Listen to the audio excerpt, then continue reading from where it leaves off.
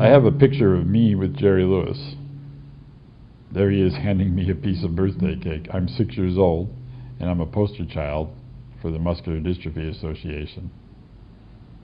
And there in the background is my sister Chris, who was also a poster child that year. And looking on is Phyllis Diller and Lee Phillip. And here I am 40 years later.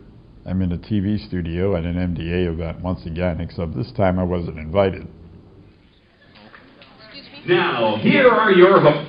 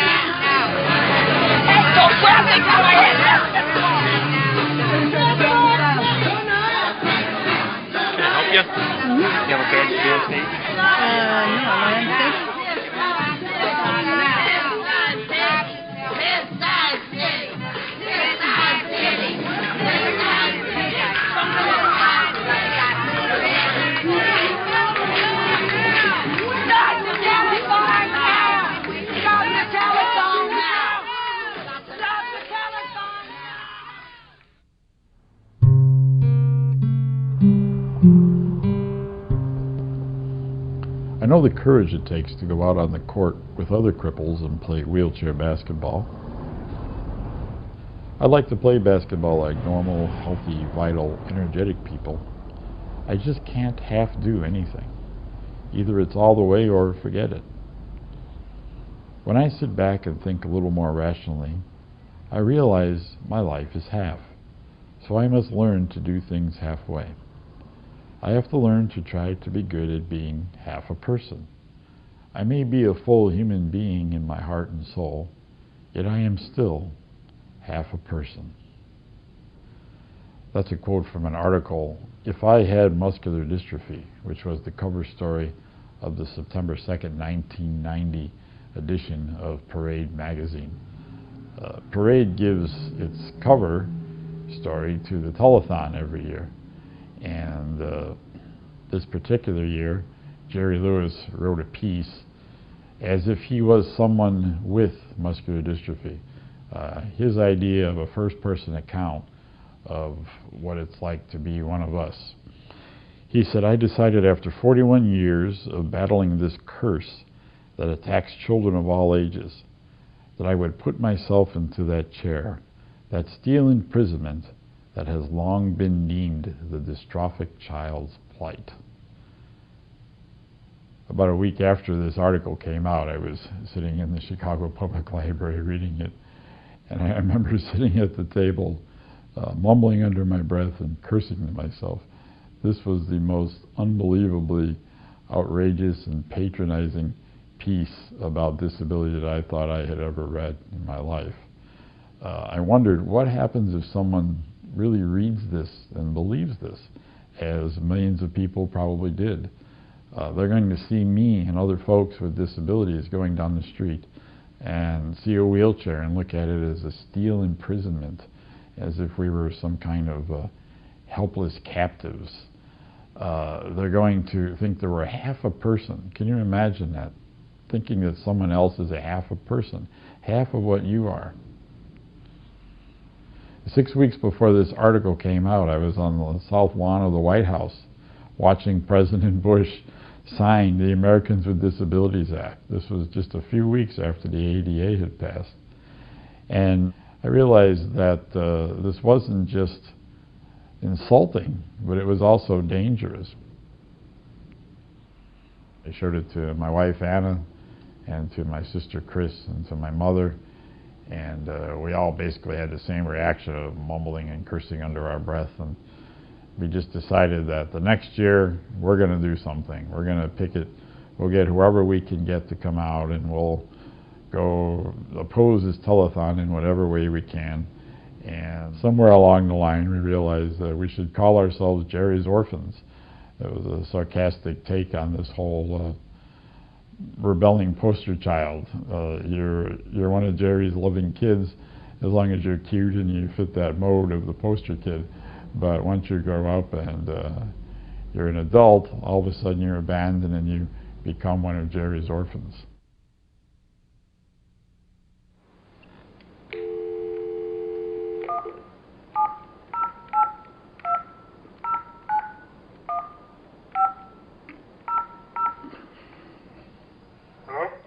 Hello, can I speak to Percy? Yes. Is this Percy? Yes.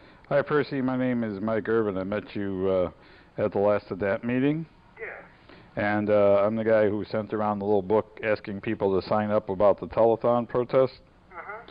Okay, and you signed up, so I wanted to give you a call and let you know what's going on. Okay. Okay? So we want to have a picket set up outside the hotel when it begins at 8 o'clock that night. Anyone want any posters? You can roll over this way. We got a few here.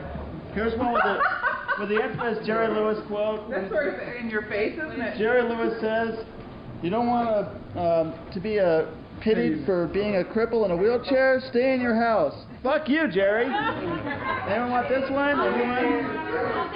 All right. Larry wants it. I can make a second one. We've got a second All one. right. No more telethons. Who wants no more telethons? Classic message. Last year what happened was we rolled right in and we got right in front of the cameras, and it was a really big standoff for a while. And they had no security and they were completely surprised. But the only ones probably more surprised by it were us, that they had no security. And so we have a feeling that this year they're going to have mucho security. They also moved it to another room, and as soon as Chris and Bill get back, they just want to look to see for routes to get into the room where we're going. What's going to happen is when they get back here, we're going to just gather. When we're gathered on Wacker and Wabash, we're going to decide whether to split up or not, depending on what they have to tell us. And we might do that. We have enough people, I think, to probably split up. But we'll decide that when we meet again on Wacker and Wabash. It got really, really tense for about the first half hour last year. So just remember, you're going to, just keep your cool no matter what. It's hard to do. It was hard for me to do. But just keep your cool because it was about the most tense confrontation I've ever seen last year.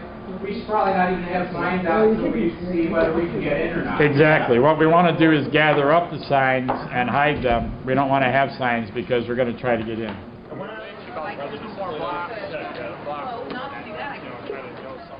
So the first action we did was in 1991, the next year.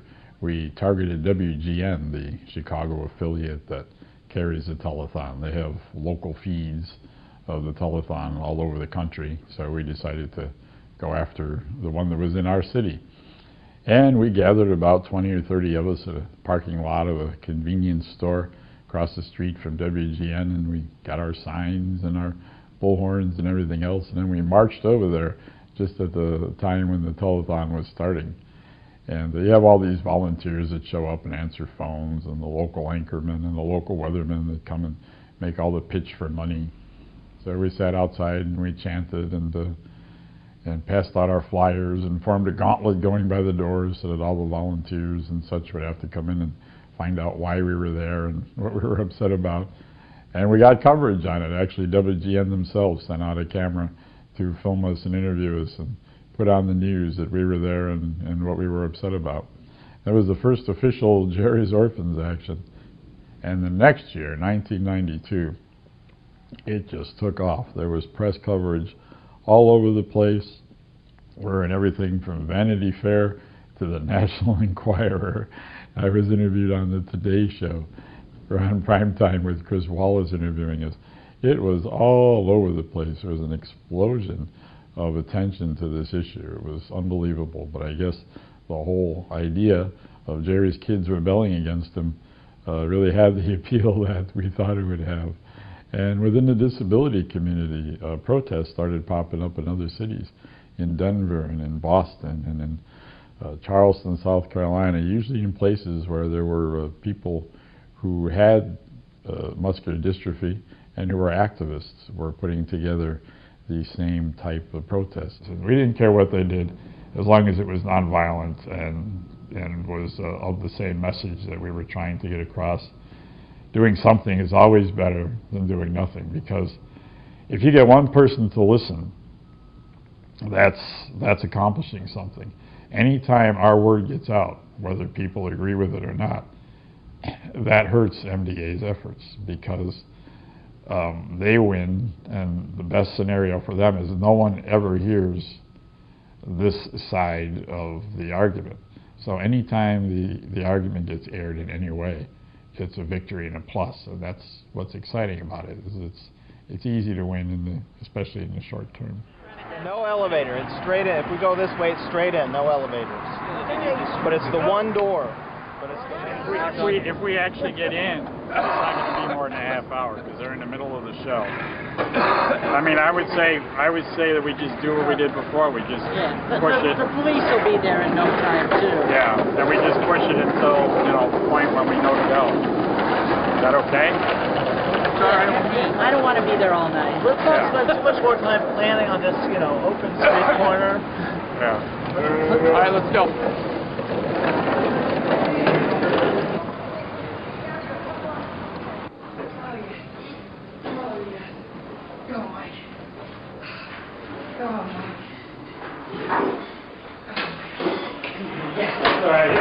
Hey, Alamo.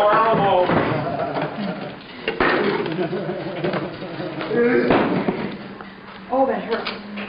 Alamo. Excuse me. Don't. You're under arrest, right? You're not telling me I'm under arrest. You're under arrest. Citizens arrest. Don't grab me. Don't touch me. I'm not leaving. Don't touch me. More pity. No more pity. No more pity. No more pity. No more pity. No more pity. No more pity. No more pity. No more pity. Really? No more pity. Trying to help you. Nobody asked you for the help. Why don't you read something to educate yourself? Why don't you No, I don't read want a flyer. Oh, why would you want to know what you're doing or what you're supporting? Why don't you? I know what I'm supporting. Do I'm you? trying to help people. Maybe they didn't ask for your help. Pitying people is not helping people. Well, when my brother has muscular dystrophy and it needs to be cured, that's helping people. Why don't you take a minute to read? Why don't you No, I don't educate need a yourself? minute to read. Why would you want to educate yourself? I don't need to educate No, myself to just find out swallow about whatever you're that. told. Probably true. No more. God forbid you should learn something. God forbid. I don't like God forbid you should think this is pity when we're trying to help you. Baby, if somebody did anybody ask you for it, your pity? Oh, sorry. No more pity. Stop No more pity. No more pity. No more pity. No Some people more with muscular dystrophy don't have very long lives. Duchenne is a very physically devastating form of muscular dystrophy. Most people don't live past their 20s with that. But there are people with muscular dystrophy who never even use a wheelchair and live well into full lives into their 60s, 70s, even 80s. So to depict it as one or the other is really not accurate and not fair. Welcome. We are here live in Hollywood, California. This is the 1999 Jerry Lewis Muscular Dystrophy Association Telethon. The other families that I watched over the years stand here on this stage and plead for their children. Please don't let their loved ones have gone in vain. Please let their sacrifice, the ultimate sacrifice that those family members made, mean something. Give what you can. Every dollar takes us that step closer to a cure. Thank you for finding a cure.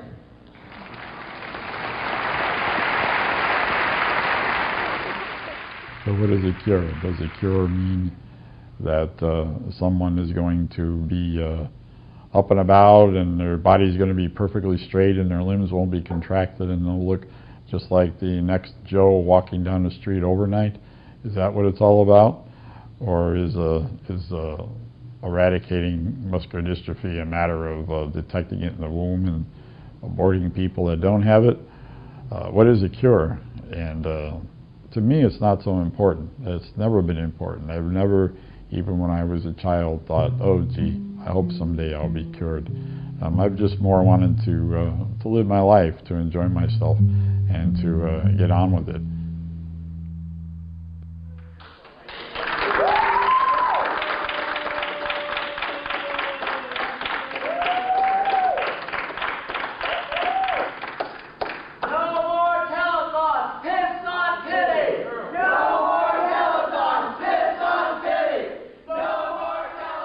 These balloons I got from my father, Jerry. I will take these balloons home and cherish them for the rest of my miserable little life. Well, as all the negative attention and the heat and the questioning started to increase, the MDA and Jerry Lewis's reaction was, to put it very politely, quite hostile. My sister and I got a letter from some lawyers from Muscular Dystrophy Association telling us that we should be very careful what we say in the press because we could be sued for libel. And we just laughed at it. We knew that they couldn't do it anyway. There was just a threat, and we welcomed the extra publicity that would come from Jerry and MDA suing a couple of his kids just for speaking out against them. And Jerry himself actually cussed me out indirectly, but I know it was me, in Vanity Fair magazine. He said, this one kid in Chicago would have passed through his life and never had an opportunity to be acknowledged by anybody, but he found that by being a dissident, he gets picked up in a limo by a television station. I've never been in a limo. They're not accessible anyway. And then he says, I don't give a good goddamn what they call it. I'm giving doctors money so that your new baby and my new baby never have to deal with this. They want me to stop now? Fuck them. And then the reporter writes, he watches me write this down, and then he says loudly, do it in caps. Fuck them. I'm very proud of that.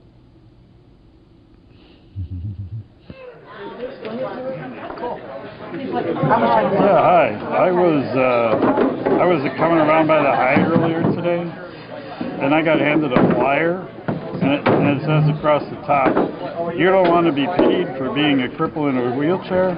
Stay in your house. And then it says, that's how Jerry Lewis expressed his contempt for people with disabilities in a CBS interview on May 20th, 2001.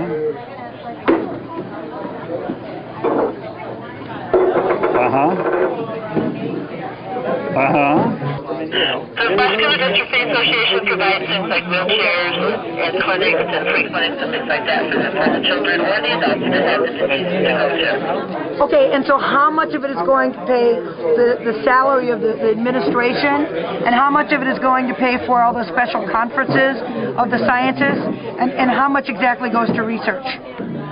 Couldn't tell you those figures, but I could give you the number for the MDA office, and you can call them on Tuesday. But wouldn't you think you would want to know that before you donated all your time to help raise money? I mean, wouldn't you want to know where the money is going? You don't believe he ever said anything like that? I know there are people there who really do care about further issues for disabled people, but the telethon is really a backwards step. It's not helping anything. It's really hurt a lot of people because, you know, a lot of poster kids grew up from the 60s and found out, hey, I didn't always want to be treated as this pathetic little kid. I wanted to have a life. And every time this comes on Labor Day, everyone's heart sinks because here we go again with all the deception about lives that aren't terrible. They're human lives. Okay?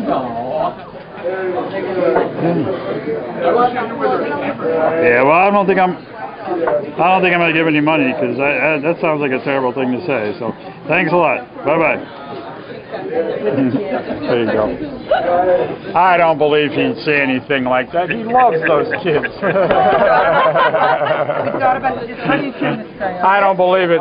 There were some demonstrators out there. They were picketing, and I don't know, but that's probably where you got the flyer from. But it's a shame people have to say stuff like that. It's not true even. I don't believe he'd say anything like that. When you know that if you need equipment, you can get equipment. You can get wheelchairs, you can get ventilators. When you know that if you need accessibility in your environment, that your transportation, your personal and your public transportation is accessible and available. When you know that if you need the assistance of others in terms of attendance or whatever it is that you need in terms of physical assistance to get through your day, that it's going to be there and that you won't have to be broke to get it. When you know that those things are in place and that you can complete your day successfully with the help of others and call your own shots and accomplish what you want to accomplish, when all that support is there, people that I've seen tend to see their disabilities as no big deal. What frustrates them is the lack of support, the lack of real caring that there is in the society for folks that complicate matters by not fitting in, by needing something extra. The MDA and Jerry like to say the telethon shows how much America cares, and I say I agree with them on that. It does show how much they care. How much they care is that our problems are so unimportant to them that we have to go on TV once a year and we have to juggle and put on a minstrel show in order to get things like wheelchairs.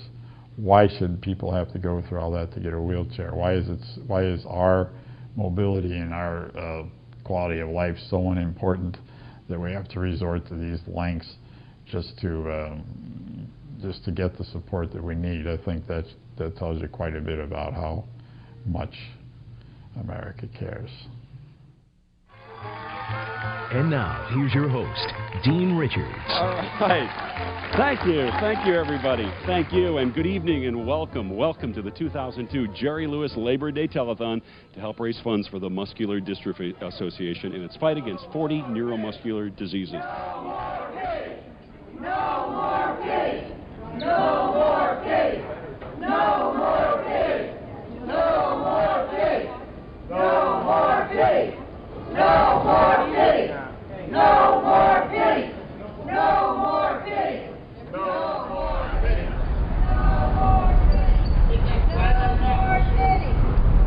more pity! No more pity! We don't fight. I think we can all be friends. We don't fight. I started. I think we can all be friends. I came out to listen, so I didn't have to hear, because I know you have concerns. Well, yeah, I mean, you can understand. We have our flyer.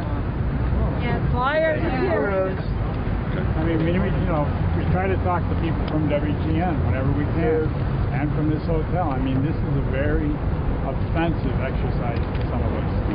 The whole routine. And nobody at WGN listens to us. I mean, they listen to us. Somebody's listening to it. Yeah. You can read the flyer. It tells you why. You've heard this before. What's your impression as to why we're here? Well, that you have the perception that people are being put up as objects of pity. Yeah. So you have a perception. Other people have different perceptions. I mean, I don't want to get into an argument with you about it, because I respect that you all have different views, and the reason I came out here is so we could have some dialogue and talk, and maybe one of these years be able to come to some conclusion on this. That people have different points of view. There are people inside who feel differently than you. So I respect that all of you have this point of view, but I also respect that there are other people who feel that they're being helped. So you put this on the air for 21 hours, 21 and a half hours. They don't need to do this to raise money. They raise 70% of their money in other ways. Right. Rather than just on telethon. There's no reason to do this. Regardless of what you see on TV, if you look at the MDA's tax records, you'll see where the telethon is a lie in a couple ways. According to their Form 990 from the fiscal year ending in 2001. If you look at the itemization of the ways to raise money, the telethon is not their only source of money. It's not even the majority source of fundraising.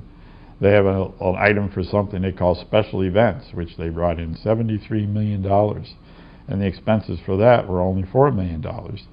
So the telethon is really about 30% of the income. So when they say that that they would be lost without the telethon, they find ways to raise, and this year over $90 million, that don't require going on the national airwaves and degrading folks with disabilities. So if they really wanted to do it, they could do it. The first thing you should do is support organizations that are only run by people with disabilities, just as you wouldn't support a national organization of women that was run by men. Right. There are lots of ways. WGN could put a lot of time and energy into that instead. That gives a lot of positive impact for people with all disabilities without detracting from anyone. Someone who does not have muscular dystrophy, which is a lot of people here, most people can't tell if I have MD or you put 4 of us together with different disabilities. So everybody to them is Jerry's kids. And those people that don't have MD get all the negative impact and nothing out of it. No services at all. Independent living centers, supporting them is one way to do it. There's lots of organizations which, because the timekeeper is pressuring us, we can talk to you some other time, or if you want to stay longer than he's trying to push you to, we can tell you more about it. But that's just one idea. Some people pity me, I think. People see me on the street. I know one time I was sitting on a street corner and I was simply waiting for the light to change, and I happened to be holding a teacup, a styrofoam cup in my hand, and it had a lid on it, fortunately, because some guy who was crossing the street in the opposite direction tried to throw change into my teacup. And fortunately there was a lid on it, so he didn't throw it in, and he just looked at me and went, closed down for the day, huh? So he assumed that if I'm sitting on a corner with a cup in my hand that I must be begging. It didn't occur to him that maybe I was waiting across the street so I could take a cup of tea home and drink it. So I know that people do pity me and pity others in chairs, and my main reaction to that is that it makes me laugh. I just can't imagine why someone would look at me or some of the people I know that way, that they would see us as pitiable. I laugh too when they see me as real strong or real courageous. Courageous is not a word I would apply to myself. I think I'm a chicken shit. And when people say that, it just makes me laugh. Somebody said, "Pity those who pity me," and I think that's the way I look at it. Thank you for the. I truly appreciate that. Thanks for being civil, everybody. Thank you. Thank you. Bye-bye. Bye-bye. I've never really thought that the telethon can be reformed. I just think it's become so synonymous with all the things that are the antithesis of the disability rights movement, that there's no way that you can turn it around now and make it not look like it was phony, and to not make people think, wait a minute, that's not what the telethon is. It's been around so long and it stands for a certain thing for so long that it's impossible to change. So I think it just simply has to be abolished. And I want to see the MDA say, we're going to stop doing this. We don't need to do this. There's better ways to raise money, which they do all the time anyway. And we don't need to do this anymore. The Easter Seals has done that, and United Cerebral Palsy has pretty much done that. They show a small telethon in limited markets, which is more like an infomercial. But as far as the national telethon goes, they don't do it anymore, and Easter Seals doesn't do anything. And there's no reason why MDA can't do the same.